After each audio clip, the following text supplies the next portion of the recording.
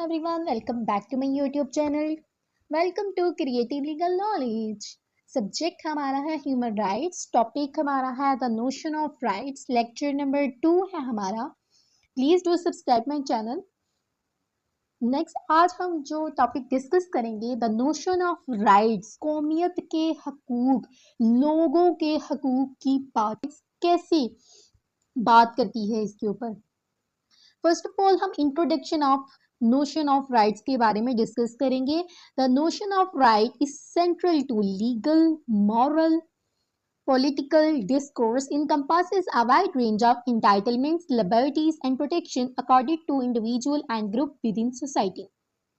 कि notion of right एक मरकज है हमारी लीगल एक्टिविटीज का, हमारी अहलाकी इकदार का, पॉलिटिकल सियासी का. ये एक मरकज है. ये हमें राइट्स बताता है.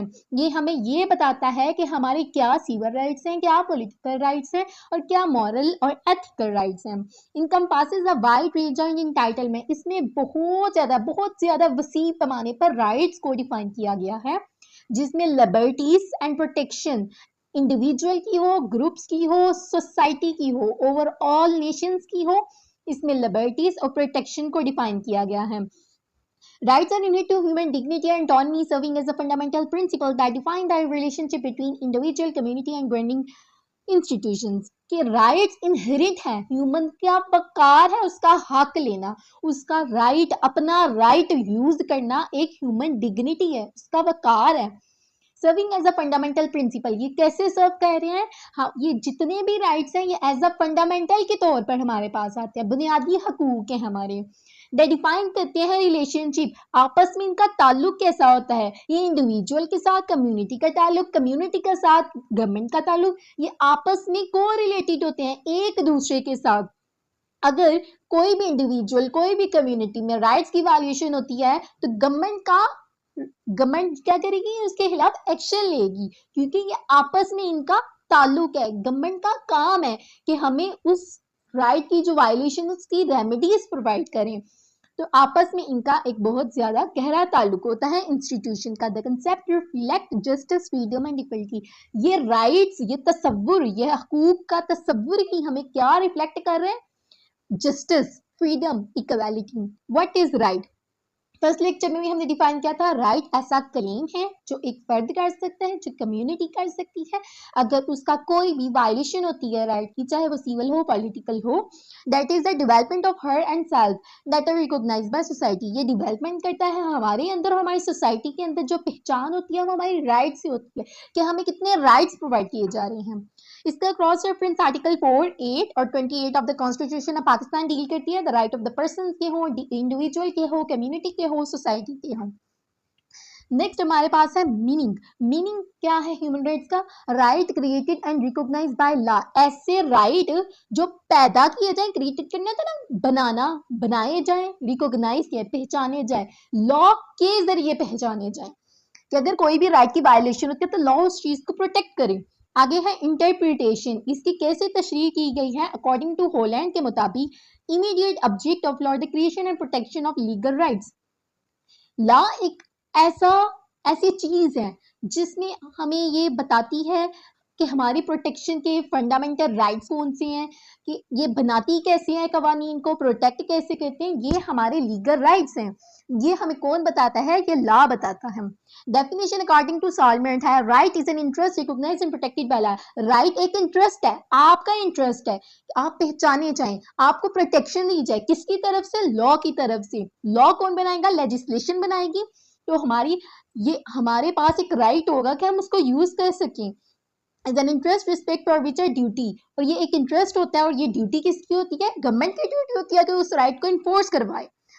डायग्रामेटिकल एनालिसिस लीगल राइट्स का देखें, क्योंकि हम इसमें पा रहे हैं नोशन ऑफ राइट कैसे दिए जाएंगे, लॉ के जरिए दिए जाएंगे. तो लीगल राइट्स है, legal plus right. Legal means having the force of law, law के जरिए इन्फोर्स करवाए जाएं. तो राइट मीन एक इंटरेस्ट है, आपका क्लेम है, आप उसके ऊपर क्लेम दावा कर सकते हैं कि हाँ भाई ये मेरा राइट है. तो legal right means an interest having the force of law. ऐसा इंटरेस्ट जिसका हैविंग फोर्स हो, लॉ की तरफ से इन्फोर्स करवाया जाए. नेक्स्ट हम origin of human rights first chapter में, फर्स्ट लेक्चर में आपको इसको फुल डिटेल से बताया गया है. उसके अंदर आप जितना चाहें origin of human rights as a question के मुताबिक आप उसमें ऐड कर सकते हैं. The origin of human rights can be trace back to ancient civilisation, religious tradition, philosophical writing, historical struggle, justice, equality. In ancient Greece, Rome, notion of rights and natural right emphasized the inherent dignity and moral worth of individuals, independent of social and legal status. कि rights का right start कैसे हुआ, origin उसका कैसे हुआ, उसकी development कैसी हुई, फिलोसफिकल राइटिंग आई, डॉक्यूमेंट्स आए, उसमें हमने Magna carta, petition of right, bill of right, US की ड्राफ्टिंग देखी, 10 अमेंडमेंट्स देखी, वर्जीनिया डिक्लेरेशन देखा, तरह के डिक्लेरेशंस भी देखे, बहुत सी मूवमेंट्स देखी, लेबर मूवमेंट्स, वुमेन की जो मूवमेंट्स थी, फ्रीडम्स के बारे में बताया गया. तो वो हमारा ओरिजिन था. ओरिजिन कहाँ से था? एंशिएंट ग्रीक से स्टार्ट हुआ, एंशिएंट रोम से स्टार्ट हुआ, एंशिएंट मेसोपोटामिया से स्टार्ट हुआ, देन फर्दर डेवलपमेंट्स हुई. आगे टाइप्स ऑफ राइट्स हैं. तो नोशन ऑफ राइट्स में हम टाइप्स को बिल्कुल एक एक्सप्लेनेशन के तौर पर यूज करेंगे, क्योंकि इसमें हमने बताना राइट्स हमारे कौन से हैं. अगर कोई वायलेशन हो रही है राइट्स की, तो राइट कौन से वायलेट हो रहे हैं, तो उनकी डिफरेंट कैटेगरीज को हमने डिवाइड की है. जैसे है types of rights. Legal rights आपके पास लॉ की तरफ से, कॉन्स्टिट्यूशनल कॉन्स्टिट्यूशन की तरफ, civil, political, economic, social rights हैं आपके पास, इंडिजीनियस राइट्स हैं, मिनॉरिटी राइट्स हैं, नेशनल इंटरनेशनल राइट्स हैं, कल्चर राइट्स हैं, कलेक्टिव राइट्स. इसको हम फर्दर डिस्कस करते हैं. Let's see legal rights. Legal rights हमारे कैसे राइट्स हैं? Legal rights are granted and protected by law. ऐसे राइट्स हैं जो ग्रांट मतलब अता किए गए हैं लॉ की तरफ से. प्रोटेक्ट कर भी रहा है कौन? लॉ प्रोटेक्ट कर रहा है. इंक्लूड प्रॉपर्टी राइट, मतलब कि हमारी प्रॉपर्टी है वो हमारा हक है, हम उसमें रह सकते हैं, उसको यूज कर सकते हैं, डिस्पोज कर सकते हैं, फेंक सकते हैं, किसी को गिफ्ट कर सकते हैं. ये हमारा राइट है. कौन दे रहा है? लॉ दे रहा है. Constitutional law. These are the rights that are specifically outlined and protected by a country constitution. They can vary from country to country. Constitutional law ऐसे राइट है जो हम अपने कॉन्स्टिट्यूशन में ऐड कर लेते हैं. वो हमारे राइट्स भी हैं और वो हमारे लॉज भी हैं. जैसे कि पाकिस्तान में जो कॉन्स्टिट्यूशन आर्टिकल 4 बताया, 8 बताया, 28, इसमें हमारे राइट्स भी डिफाइन कर दिया वो और लॉ भी उसके ऊपर इम्प्लीमेंट किए जाते हैं. जैसे कि ये वेरी करता है कंट्री टू कंट्री. जैसे कि यूएस में 10 अमेंडमेंट बताई गई हैं, पाकिस्तान में 8 to 28 फंडामेंटल राइट्स बताएंगे. तो ये वेरी करती है from country to country, but often fundamental freedom and protection for citizen. लेकिन फंडामेंटल फ्रीडम होती ही किस लिए है? सिटीजन के लिए, उनकी प्रोटेक्शन के लिए. नेक्स्ट है सिविल राइट. सिविल राइट्स कौन सी है? Refer to the right to life. आपका जीने का हक है, चाहे आप किसी जंगल में जाएं, किसी दूसरी कंट्रीज में जाएं, कहीं भी चले जाएं, आप जहां मर्जी जाएं, वो आप पे ये नहीं चीज होगी कि आप जी नहीं सकती. आपके पास बुनियादी हक है कि राइट टू लाइफ है एंड पर्सनल लिबर्टी. आपकी मर्जी, आप जहां जाना चाहते हैं जाएं. Essential for dignified life. एक वकार जिंदगी को गुजारने के लिए ये राइट्स बहुत जरूरी हैं.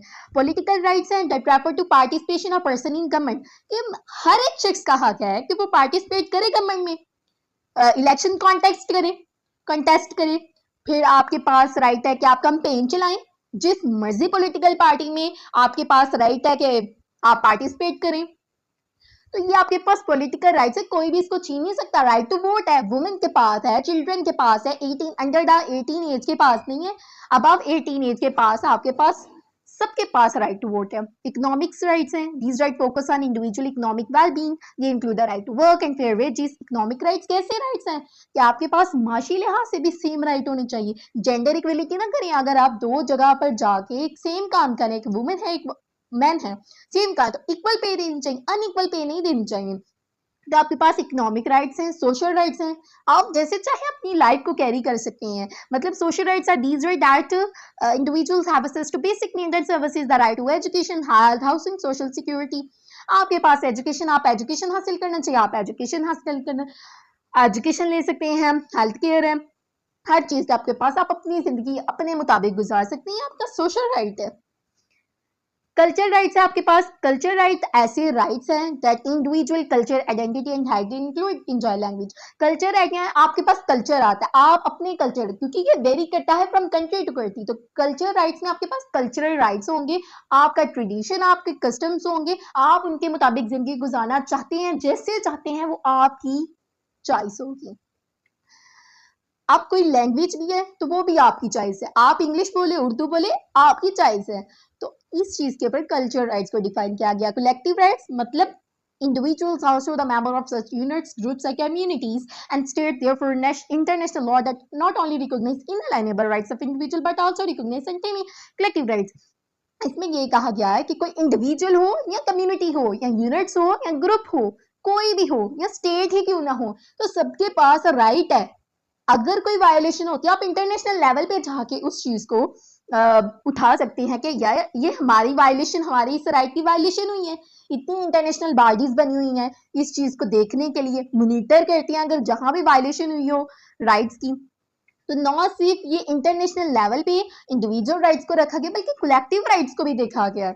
तो जैसे कि right to self determination, right to peace and development, collective rights में ये आ जाता है ना कि अगर एक इंडिविजुअल ऐसा है जो अपनी हुकूमत से, जो जमहूरी हुकूमत बनी है उससे ना खुश है, तो वो अकेला प्रोटेस्ट करे, बाकी सबके राइट्स को स्नैच करे, क्योंकि सबका राइट है कि वो राइट टू पीस, अमन से रहें, तो सबके राइट को वायलेट कर रहा है। तो इस चीज को भी नजरअंदाज नहीं किया जाएगा बल्कि उसके ऊपर एक्शन लिया जाएगा।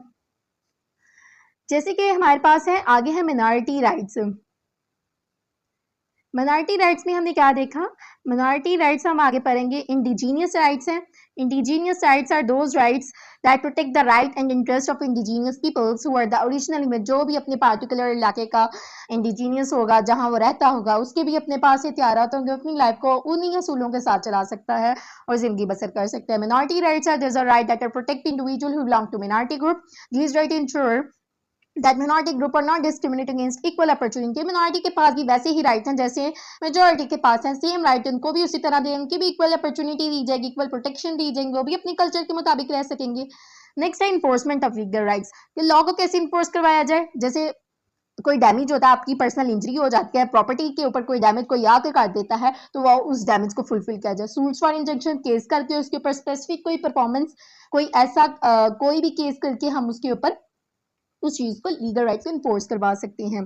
जैसे कि पार्टीज के पास लीगल राइट, जैसे कि स्टेट एक पार्टी है, legal right the person whom right is conferred, the person on हुम ड्यूटी इज इम्पोज्ड, उसी पर्सन पर राइट भी कन्फर किया जाए और उसी पर्सन पर ड्यूटी भी इम्पोज होती है, तो ये एक पार्टीज के लीगल राइट्स होते हैं। Difference between right and legal right, right आपका पता है जिसके ऊपर आप क्लेम कर सकते हैं वो आपका राइट है, और जो लीगल राइट ऑन था, लीगल राइट भी आपका राइट है, लेकिन इसके आगे थोड़ा सा रहता था, legal right is a right जिसे लॉ भी प्रोटेक्ट करे, तो वो लीगल राइट है। राइट वही है means doing what is good just and fair and just. On the other hand देखा जाए तो माइट का मतलब जिसके पास ताकत है उसी के पास हक है, उसी के पास राइट है कि वो प्रोटेक्ट कर से अपने राइट्स को। जैसे कि हम पहले देख सकते हैं पोस्ट वर्ल्ड वॉर से पहले, जिसके पास ताकत उसके पास ही सारे राइट्स है। तो कैरेक्टरिस्टिक्स इसकी फर्स्ट लेक्चर में हम कर चुके हैं। अकाउंटेबिलिटी भी है इसमें, रूल ऑफ लॉ और यूनिवर्सलिटी है, सब पर इक्वली बाइंडिंग है। रूल ऑफ लॉ को प्रमोट कर रही है, लॉ को आगे लेके जा रही है, अकाउंटेबिलिटी कर रही है, तो ये इसकी कैरेक्टरिस्टिक्स है। नेक्स्ट है लीगल फ्रेमवर्क ऑफ राइट, कि इसके ऊपर राइट्स तो बना दिए, राइट्स तो लॉ ने कन्फर कर दिए, दे दिए लोगों को, लेकिन इसके ऊपर क्या कोई मतलब लीगल फ्रेमवर्क हुआ है कि इन राइट्स के अंदर जो लीगल फ्रेमवर्क है इसके ऊपर कोई लॉ फ्रेम किया गया, कोई लॉ बनाया गया। जैसे कि international organisation legal frame national और इंटरनेशनल लेवल पे बहुत ज्यादा काम किया गया इन राइट्स को देख के। जैसे कि इंटरनेशनल ऑर्गेनाइजेशंस हैं, United Nations and its various agencies as well as regional organizations like the European Union and African Union play a significant role monitoring and enforcing human rights standard globally। European union भी बनाई गई Europe के लिए, African union बनाएंगी African के लिए, African के रहने वाले, अफ्रीका के रहने वाले लोगों के लिए। तो इंटरनेशनल ऑर्गेनाइजेशन है जो मॉनिटर करती है, जो देखती है जहां भाई राइट की वायलेशन हो रही है उस चीज को मॉनिटर करेगी, देखेगी और उस चीज के ऊपर आपको एक कमेटी बैठाते हैं और उसके ऊपर आप रिपोर्ट सबमिट होती है कि एक प्रोसेस होता है। जिस तरह हम ह्यूमन राइट्स पढ़ते जाएंगे आपको इन चीजों के बारे में पता चलता जाएगा। ग्रास रूट मूवमेंट्स हैं, बहुत सी मूवमेंट्स हमने पढ़ी ओरिजिन ऑफ राइट में, जो grass movement such as civil right movement in USA, women rights movement अपने बहुत ज्यादा ये दीज मूवमेंट्स, जितनी भी मूवमेंट्स हुई वुमेन्स की, सिविल की, पॉलिटिकल को लेके, लेबर को लेके, ये मूवमेंट्स जो थी ना एक लीगल फ्रेमवर्क बना रही थी। एक मतलब आपके पास एक रोल आ गया कि इन मूवमेंट्स का मकसद क्या था, इन मूवमेंट्स का मकसद ही राइट हासिल करना था, तो ये भी एक लीगल फ्रेमवर्क है। नेक्स्ट हमारे पास आ जाता है फिलोसफिकल पर्सपेक्टिव। भाई आप फिलोसफर ने इसके ऊपर राइट के ऊपर क्या अपना पर्सपेक्टिव शो किया, क्या मकसद था कि क्या है भाई, ये राइट्स है क्या? तो नेचुरल राइट्स है। नेचुरल राइट्स वो कहते हैं this particular reserve that right are inherent to individual by virtue of their humanity. Natural rights are seen as universal and independent of any legal and societal framework. कहते हैं कि ये right, natural right ऐसे हैं जो आपके पास है। इंसान पैदा होता है उसके साथ राइट्स और ड्यूटी इनहेरेंट हो जाती है, तो ये एक कुदरती तौर पर है।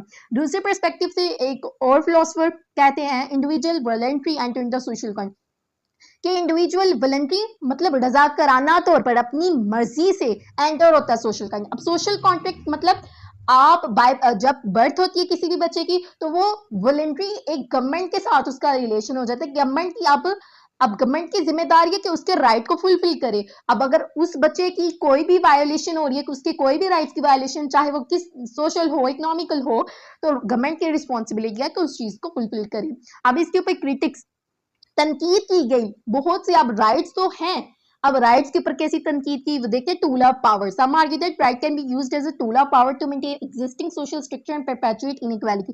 कहते हैं अब क्योंकि हर एक के पास राइट है तो वो जिस तरह चाहे अपनी जिंदगी है। अब बहुत से लोग होते हैं वो बहुत ज्यादा अपनी इकोनॉमिक को लेके बहुत ज्यादा अपर चले जाते हैं और लोअर से लोअर क्लासेस वाले नीचे आते जाते हैं और अपर से अपर क्लास, तो ये इनइक्वालिटी का बायस बन गया क्योंकि हर एक के पास राइट है ना कि वो जो मर्जी काम करना चाहे कर सकते हैं। तो ये एक वजह बन जाती है कि आप उस इनइक्वालिटी को बैलेंस नहीं कर पाते क्योंकि हर एक को राइट प्रोवाइड कर दिया गया।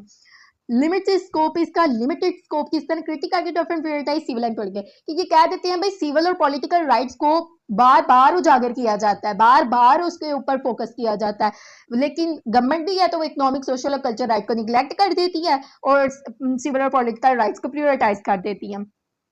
नेक्स्ट आपके पास है कंटेम्प्रेरी डिबेट्स एंड चैलेंजेस। इसके ऊपर कुछ डिबेट्स भी हुई, उसके चैलेंज भी सामने आए क्योंकि कोई भी हो ना उसका एडवांटेजेस हमारे पास हो तो डिसएडवांटेज खुद खुद ही निकल आता है। जैसे कि violation of civil and political rights, बहुत ज्यादा in many parties of the world civil and political rights still violated with authoritarian regime suppressing freedom of expression, assemblies and the right of the fair trial. मतलब बहुत सी ज्यादा parties है दुनिया में, उनके साथ फिर भी स्टिल अभी तक इतने ज्यादा राइट्स प्रोवाइड करने के बाद कॉन्स्टिट्यूशन में लॉ प्रोटेक्ट कर रहा है राइट्स को, लेकिन स्टिल अभी वायलेशन हो रही हैं, चाहे वो सिविल है या पॉलिटिकल है, बिकॉज कि अब थोड़े से अलाइड पीपल अथॉरिटेरियन ऊपर हमारे ऊपर मसलत कर दिए जाते हैं, जब वो चाहे सिविल और पॉलिटिकल। जैसे कि पाकिस्तान की एग्जाम्पल भी लगता है, कॉन्स्टिट्यूशन में है freedom of expression, freedom of speech है, लेकिन कुछ लोग उस चीज को भी स्नैच कर रहे हैं। सोशो इकोनॉमिक इनइक्वालिटी, ये भी एक बहुत बड़ी रीजन है। Economic and social rights including the right to adequate housing, healthcare and education free challenged due to increasing global inequality। ये भी एक बायस बन रही है कि हर एक के पास राइट है तो वो इनइक्वालिटी इस तरह प्रमोट हो जाती है कि अपर से क्लास अपर होती जा रही है, लोअर से लोअर क्लास, जिसकी वजह से इनइक्वालिटी आ रही है because of right. Digital age and privacy, इसकी वजह से बहुत ज्यादा राइट्स की वायलेशन हो रही है। With the rise of technology की वजह से कंसर्न होता है right to privacy and implementation करने में इस चीज को देखा गया है कि बहुत बड़ा चैलेंज आ रहा है गवर्नमेंट के लिए, स्टेट के लिए। कल्चर इंसेंसिटिविटी, अगर दो मतलब बैलेंसिंग करना तो university of the human rights with respect to culture sensitivity, अगर दो नेशंस के दरमियान या दो ऐसे शख्स के दरमियान जो डिफरेंस ऑफ कल्चर होता है उनके दरमियान राइट्स को प्रोटेक्ट करना बहुत ही ज्यादा मुश्किल हो जाता है, तो ये एक चैलेंज है। नेक्स्ट हम इसको कंक्लूड करेंगे। होप सो आप सबको अच्छी तरह समझ आई हो। तो कंक्लूजन में हम लिखेंगे in conclusion the notion of rights reflect an evolving and dynamic concept rooted in historical philosophical legal tradition it responsive to changing social political and culture context. कि इसमें भी नोशन ऑफ राइट ने सारी वही चीजें पढ़ी कि हिस्टोरिकल फिलोसफिकल लीगल ट्रेडिशन और इसमें चेंजिंग आती गई, सोशल हो पॉलिटिकल हो culture, Aahista Aahista society evolve होती गई, आपको राइट्स मिलते जाएंगे। Right serve as a foundational principle that uphold, बरकरार रखता है ह्यूमन डिग्निटी को, प्रमोट कर रहा है जस्टिस को, इंसाफ को एम्पावर कर रहा है, उस चीज को एम्पावर। इंडिविजुअल के पास राइट है, आप अपने राइट के लिए बोले, अगर आपका राइट वायलेट कर रहा है, वायलेशन हो रही है, कोई अदर पर्सन खा रहा है, तो आप उसके साथ स्यू करें, कोर्ट में पेश हो, तो उसके जरिए आपको रेमेडीज प्रोवाइड की जाएंगी। जैसे कि कम्युनिटी के चैलेंज ऑफ रेशियल इनइक्वालिटी, और बहुत सी ऐसी कम्युनिटी है जो मार्जिनलाइज्ड हैं, जैसे कि माइनॉरिटीज हैं, तो उनको थोड़ा सा राइट में प्रॉब्लम फेस करनी पड़ती है। इसके बाद आप कोशिश किया करें, एक कोटेशन लाजमी लिखा करें, respect for human rights personality and its absolute worth regardless of colour and race. मतलब कि रिस्पेक्ट की जाए वो सब, क्योंकि ह्यूमन राइट्स हर एक पर्सन के लिए, किसी इंडिविजुअल के लिए नहीं है, हर एक के लिए, यूनिवर्सली एप्लीकेबल है। तो ये एंड एब्सोल्यूट वर्ड, हर एक के लिए, हर भाई कोई इससे महरूम नहीं है। तो रिगार्डलेस इस चीज को मद्देनजर नहीं रखना कि वो रेस की बुनियाद पर हम इसको राइट दे रहे हैं, कलर की बुनियाद पर दे रहे हैं या कल्चर की बुनियाद पर देंगे।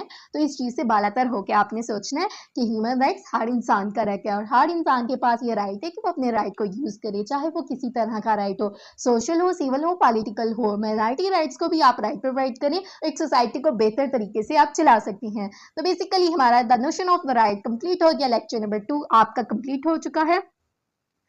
तो ये लेक्चर नंबर 2 हम कंप्लीट कर चुके हैं, the notion of right.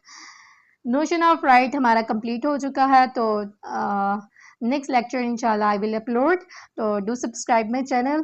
Thank you so very much.